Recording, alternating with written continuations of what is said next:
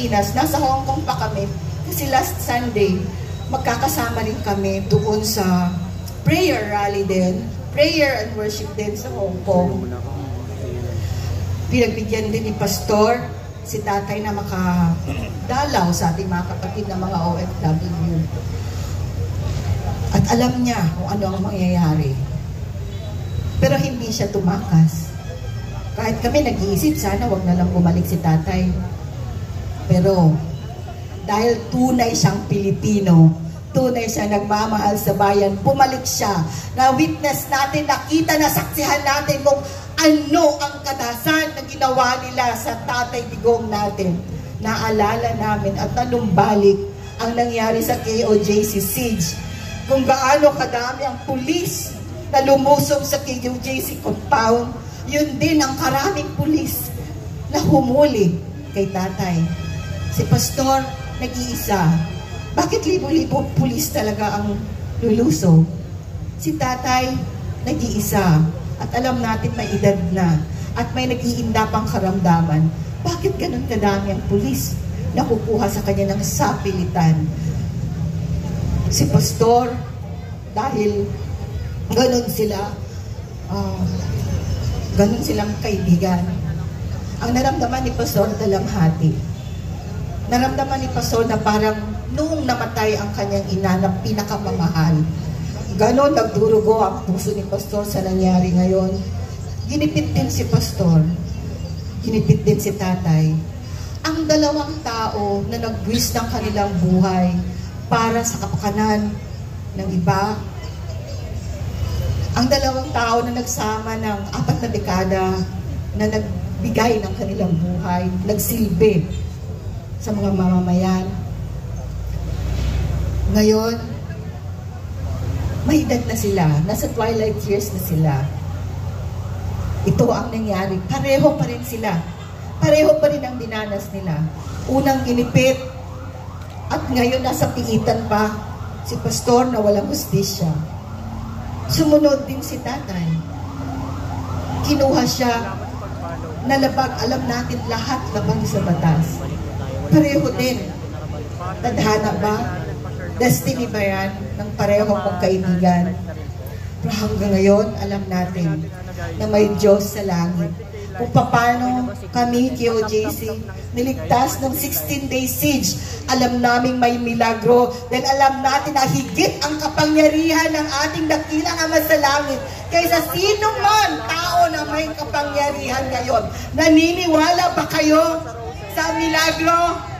Naniniwala ba kayo na lahat ng dalangin natin na mataimtim ay didinggit ng Diyos natin? Nagkakaisa tayo. Yung kanta nga na ang bulong, lumaganap na. Ngayon may sigaw na. Ang sigaw natin, ibalik si Tatay Digong dito sa bansang Pilipinas. Ibalik si Tatay Digong dito sa ating mahal at kanyang pinakamamahal na bansa. Naniniwala ba kayo sa hustisya na nanggagaling sa langit? May korte sa langit. Dinidinig ng Diyos ang dalangin natin. Kung wala tayong hustisya dito, merong hustisya sa langit. Because God is a God of judgment and God is a God of justice. There is a Chinese proverb that says, the hottest fire produces the bravest men and leaders. Kung gaano kainit ng apoy, ganun din kamatibay ang taong kanyang nagbibigay o nagagawa. So alam natin kung gaano katibay ang ating leader. Matibay ba si tatay? Nababali ba si tatay? Hindi. We will never bow down to tyranny. Hindi tayo masisiin. Dahil tayo ay Pilipino. We are Filipinas for nothing, di ba? We are Filipinas for nothing. Nakita ng buong sanlibutan kung anong ginawa nila kay tatay. Ngayon, bilang mga mamamayang Pilipino, ipakita rin natin sa mundo, kahit may sakit, kahit may dalamhati, kahit may puot, pero nananatili tayong matibay sa ating paninindigan. Nananatili tayong paninindigan sa katotohanan at ipaglaban ang katotohanan. Hindi tayo magugulo dahil pag-ibig ang susi ng lahat. Pag-ibig sa Diyos na sa lahat, sa bansa at sa kapwa. Yun ang tinuro sa amin ni Pastor. Kahit noong 16 days siege, alam namin nasa bingit kami ng kamatayan. Pero nasaksihan ng buong mundo kung paano kami tumayo. Wala kaming armas. Ang armas namin ay dalangin, pagpupuri, pagpapasalamat at pag-ibig. Dininig ng Diyos ang aming dalangin. Hindi niya kami pinabayaan. Hindi pa tapos ang laban. Patuloy pa rin ang laban hanggang makamtan natin ang tunay na pagbabago, tunay na kalayaan, tunay na katagumpayan. Sa mga kababayan kong Pilipinas, nagkakaisa tayo dito. Walang relihiyon, walang pananampalataya, kahit anong pananampalataya natin, tanong ang estado natin, anuman ang partido natin, kapwa Pilipino tayo. Iisa lang ang ating bandila. Iisa lang ang nagwawariway na bandila natin. Nag-iisa ang Pilipinas. Bakit nangyari ito? Upang muli tayo magbuklod-buklod. Upang muli tayo magkakaisa. Dahil nahati tayo sa nakaraang administrasyon o ngayong administrasyon. Nagkahati-hati tayo. Nawala yung unity. Nawala yung continuity. Si Tatay Digong din ang gagamitin upang muli tayo magkakaisa para muling mabuo ang bansang Pilipinas, upang muli tayo magmahalan at magkaisa. Yan din, siya rin ang nag-alay ng kanyang buhay. Alam niya ang mangyayari, pero hinarap niya yan ng buong tapang. Hinarap niya yan dahil mahal niya tayo. Mahal niya tayo lahat. So sa pagkakataong ito, si Philip Salvador nandito rin po. Lahat tayo, saan man tayo, anumang estado sa buhay meron tayo. Alam natin na ang Diyos iisa at tinidinig niya ang taimtim na dalangin, ang taimtim na dalangin ng kanyang mga anak. Mananalangin ba tayo, mga kapatid? Mga kababayan? Itataas natin ang ating mga dalangin para kay Tatay Digong, para sa bansang Pilipinas, upang sa madalian, alam natin, tatanggapin natin ang kasagutan. Lahat ng naniniwala na didinggin ng Diyos ang ating dalangin sa hapong ito. Naniniwala ba kayo?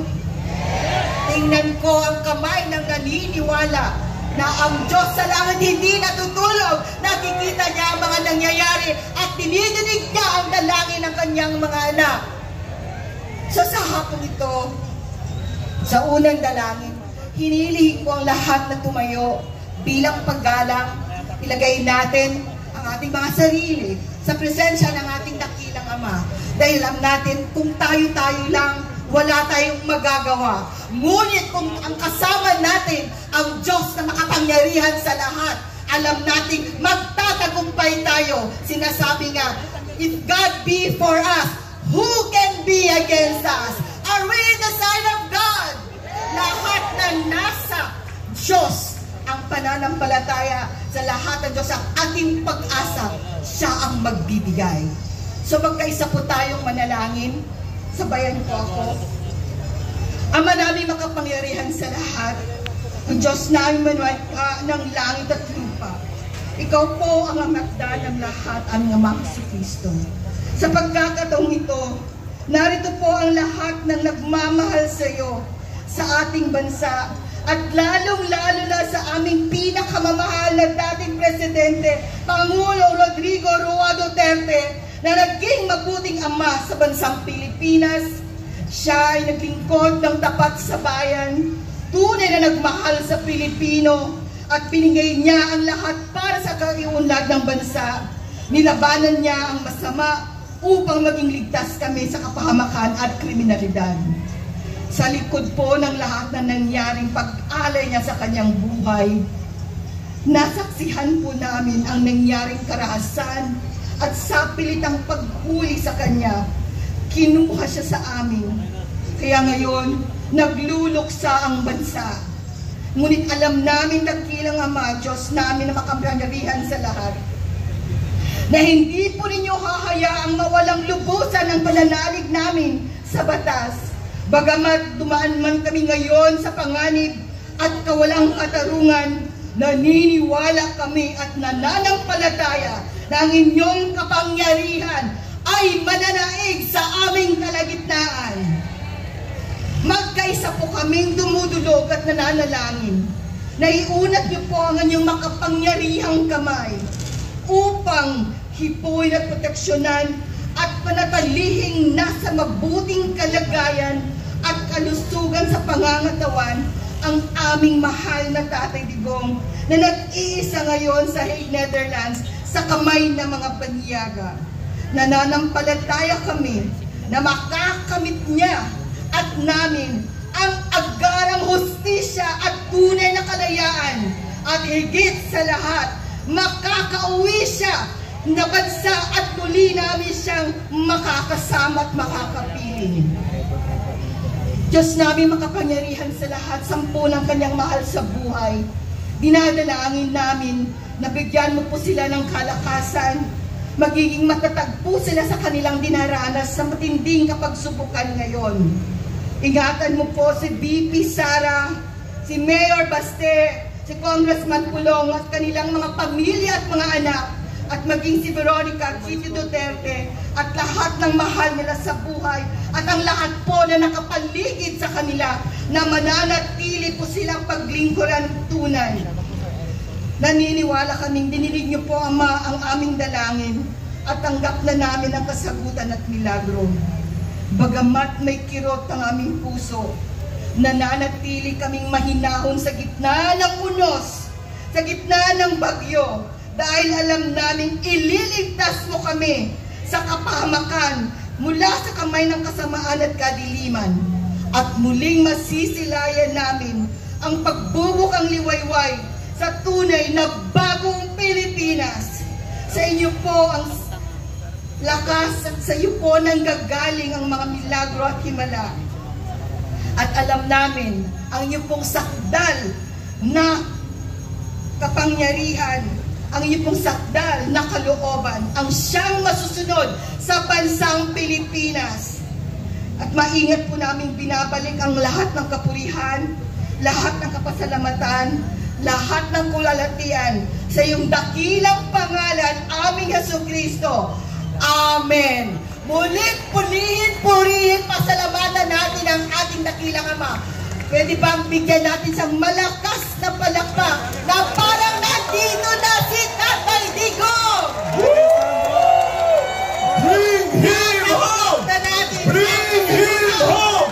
Bring him home! Bring him home! Vlogger! Bring him home! Vlogger! Push! Vlogger lang.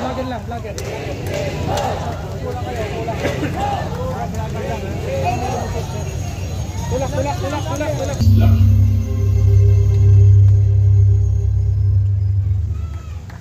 Duterte! Duterte! Duterte! Duterte! Pwede po ba nating ipakita ang pagmamahal natin kay Tatay Digong? Itaas po natin ang ating mga watawat. Ipakita po natin sa buong Pilipinas. Ipakita natin sa buong mundo na hindi natitinag ang mga taga-suporta ni Pangulong Rodrigo Roa Duterte. Duterte! Duterte! Duterte! Mga kababayan, nagtipon-tipon tayo muli dito dahil isa lang ang hiling natin. Ibalik po nila si Tatay Digong. Ibalik po nila ang presidente na minamahal natin hanggang ngayon. Sino po ang naniniwala na sa madaling panahon muli nating makakasama si Tatay Digong?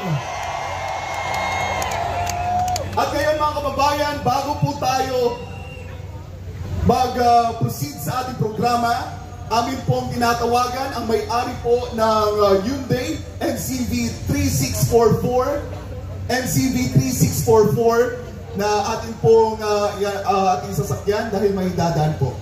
Muli, tayo ay nandito dahil sa isang dalangin.